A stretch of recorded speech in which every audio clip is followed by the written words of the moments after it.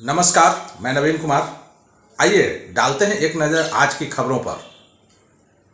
बिहार विधानसभा चुनाव होने में अभी समय है, लेकिन राजनीतिक पार्टियों की सियासी बयानबाजी चरम पर है। सभी पार्टियां एक दूसरे पर निशाना साधने में कोई कोर कसर नहीं छोड़ रहे हैं।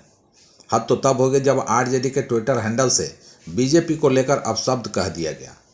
इस पर बीजेपी नेता और बिहार के नगर विकास मंत्री नितिन नवीन ने कहा कि जिनके चाल और संस्कार जैसे होते हैं, उनके शब्द वैसे ही प्रतिलक्षित होते हैं। मंत्री नितिन नवीन ने कहा कि आरजेडी ने कभी भी संस्कार और मर्यादा के साथ राजनीति नहीं की। शुरू से ही तेल पिलावन, लाठी भजावन वाले उनके बोल रहे हैं। उनके माता पिता के कालखंड में जिस तरह से बिहार को उन्होंने अपमानित किया, वह सबको याद है। जिन्होंने बिहारी कहलाने को पूरे देश में अपमानित कराया, वह क्या बात करेंगे। नितिन नवीन ने तंज कसते हुए कहा कि पप्पू यादव तो उस समय के नेता हैं जिस समय बीपीएससी को कठपुतली की तरह नचाया जाता था। उसकी चिंता उनको क्यों नहीं होती थी। आज जब बीपीएससी पूरी पारदर्शिता के साथ काम कर रही है तो उनको चिंता हो रही है। बिहार में अब ट्रैफिक नियमों का उल्लंघन करने वाले के खिलाफ आसानी से कार्रवाई की जा सकेगी। राजधानी पटना की तर्ज पर अब राज्य के 26 जिलों में सीसीटीवी कैमरे से यातायात नियमों का उल्लंघन करने वाले पर नजर रखी जाएगी। AI की मदद से जिलों में हेलमेट नहीं पहनने वाले एवं अन्य यातायात नियमों का उल्लंघन करने वालों की पहचान होगी और ऑटोमेटिक चालान काटा जाएगा। आगामी मार्च तक यह व्यवस्था लागू होगा और 1 अप्रैल 2025 से ऑटोमेटिक चालान कटने लगेंगे। परिवहन मंत्री शीला मंडल ने कहा कि इस व्यवस्था से सड़क दुर्घटनाओं में कमी आएगी एवं सड़क सुरक्षा नियमों का पालन करने के प्रति लोग जागरूक होंगे।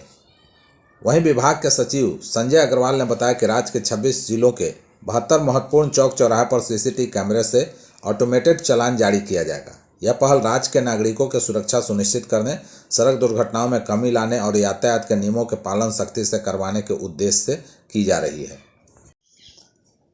प्रयागराज के संगम तट पर आज से महाकुंभ का आगाज हो गया है। पौष पूर्णिमा का आज अमृत स्नान है। ऐसे में आज सुबह से ही श्रद्धालु गंगा में डुबकी लगा रहे हैं।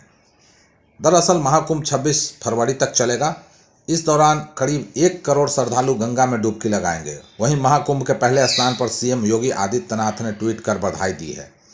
जानकारी हो कि प्रयागराज महाकुंभ में कुल 6 स्नान पर्व होंगे। इनमें से मकर संक्रांति, मौनी अमावस्या, बसंत पंचमी के मौके पर अमृत स्नान होगा। मतलब प्रयागराज कुंभ मेले में कुल 6 स्नान पर्व होंगे। इसमें 3 अमृत स्नान पर्व होंगे और 3 स्नान पर्व होंगे।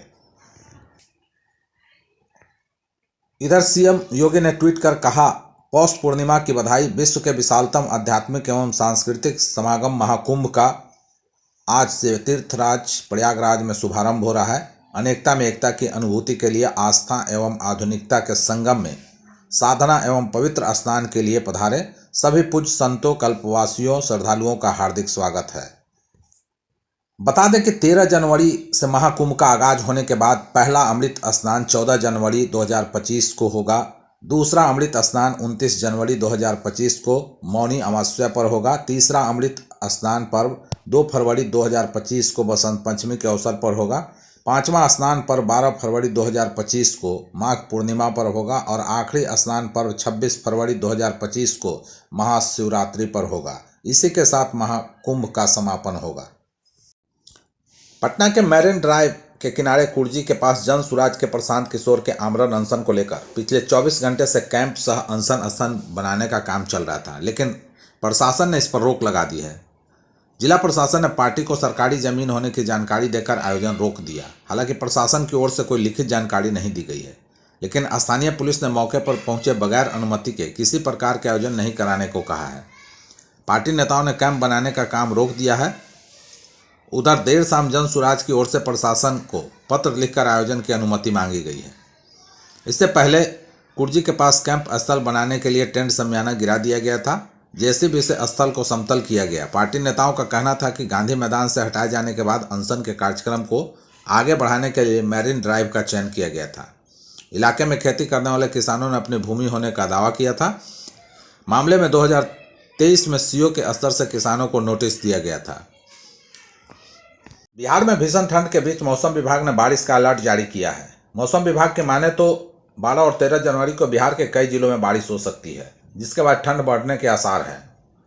मौसम विभाग के मुताबिक बिहार के पश्चिम चंपारण, पूर्वी चंपारण, सिवान, गोपालगंज, बक्सर, भोजपुर, रोहतास, भभुआ, औरंगाबाद और अरवल में बारिश हो सकती है। मौसम विभाग के अनुसार प्रदेश में 13 से 15 जनवरी तक न्यूनतम तापमान में 2 से 3 डिग्री तक बढ़ोतरी हो सकती है, लेकिन ठंड बरकरार रहेगी। मौसम विभाग के माने तो 18 जिलों में घने कोहरे को लेकर येलो अलर्ट जारी किया गया है। इस कारण कड़ाके की ठंड भी महसूस होगी। बिहार के टार्जन के नाम से मशहूर राजा यादव ने बाबा रामदेव से मुलाकात की है। दोनों की मुलाकात अब वीडियो खुद बाबा रामदेव ने अपने सोशल मीडिया पर शेयर किया है। वीडियो में दोनों योग करते, आयुर्वेद पर चर्चा करते और लोगों से अपील करते दिखाई दे रहे हैं कि वो इसे अपनाएं। इतना ही नहीं, बाबा रामदेव ने टार्जन के साथ दौड़ भी लगाई है। बिहार के टार्जन के रूप में मशहूर राजा यादव बगहा के रहने वाले हैं। वो अपने दौड़ने की स्पीड और फिटनेस को लेकर चर्चाओं में आए थे। इसके बाद से ही तमाम लोग राजा यादव के समर्थन में खड़े हैं। बाबा रामदेव ने भी राजा यादव की तारीफ की है और योग का प्रशिक्षण भी दिया है। बाबा रामदेव ने जो वीडियो शेयर किया है वह करीब 10 मिनट का है। वीडियो में बाबा रामदेव कह रहे हैं कि अगर बाबा रामदेव और राजा यादव की तरह ताकत चाहिए तो गाय के घी खानी चाहिए, शुद्ध देसी खान पान अपनाना चाहिए। वहीं राजा यादव ने कहा कि आज का यूथ फास्ट फूड ज़्यादा खा रहा है, उसे शुद्ध और देसी खान पान पर फोकस होना चाहिए। वहीं राजा यादव ने कहा कि पहलवानी हमारी धरोहर रही है, यह लुप्त हो रही है, मैं इसे बचाने की कोशिश कर रहा हूं। 26 जनवरी से बिना हेलमेट 2 पहिया वाहन चालकों को नहीं मिलेगा पेट्रोल। सड़क सुरक्षा के प्रति जागरूकता उत्पन्न करने तथा हेलमेट न पहनने के कारण सड़क दुर्घटना में होने वाली मृत्यु पर अंकुश लगाने के उद्देश्य से जनपद में नो हेलमेट नो फ्यूल की रणनीति लागू की जा रही है, जिसका पेट्रोल पंप संचालकों एवं स्वामियों को सख्ती से अनुपालन करने के लिए झांसी के जिलाधिकारी अविनाश कुमार ने निर्देश दिए। जिलाधिकारी अविनाश कुमार ने कहा कि यह अभियान जन जागरूकता के माध्यम से सड़क सुरक्षा के महत्व को समझने का एक प्रभावी प्रयास है। वाहन के माध्यम से सड़क सुरक्षा के प्रति जागरूकता बढ़ाने और सुरक्षित यातायात नियमों का पालन करने के लिए नागरिकों को प्रेरित किया जाएगा। उन्होंने कहा कि सड़क सुरक्षा हमारी प्राथमिकता है और इसके लिए सामूहिक प्रयास की आवश्यकता है। आरजेडी में कौन लेगा जगदानंद सिंह की जगह? चर्चा में आए 6 नाम। अब लालू तेजस्वी के फैसले पर टिकी है सबकी निगाहें। बढ़ती उम्र और गिरते स्वास्थ्य के कारण जगदानंद सिंह अब राजद के प्रदेश अध्यक्ष के दायित्व से मुक्ति चाह रहे हैं। इस वर्ष विधानसभा चुनाव भी है। ऐसे में राजद नेतृत्व बिहार इकाई की कमान किसी ऐसे व्यक्ति को सौंपना चाह रहा है जो उसके परंपरागत सामाजिक समीकरण को एकजुट रखते हुए अपेक्षित जाति वर्ग को भी जोड़ सके। इस मामले में सबसे प्रबल दावेदार विधायक आलोक मेहता थे, लेकिन ईडी की छापेमारी के बाद अब वो थोड़े मायूस दिख रहे हैं। वैसे तो राजद में दायित्व के लिए दाग से परहेज की कोई बाध्यता नहीं रही है, लेकिन चुनावी वर्ष में विरोधी खेमों के प्रश्नों की आशंका से अपनी पसंद को लेकर नेतृत्व सजग है। वहीं प्रदेश अध्यक्ष जगदानंद सिंह के कसौटी पर खड़े नेताओं में एक मंगनी लाल मंडन भी है। राजद और जदयू में उनका विचरण समान भाव से रहा है।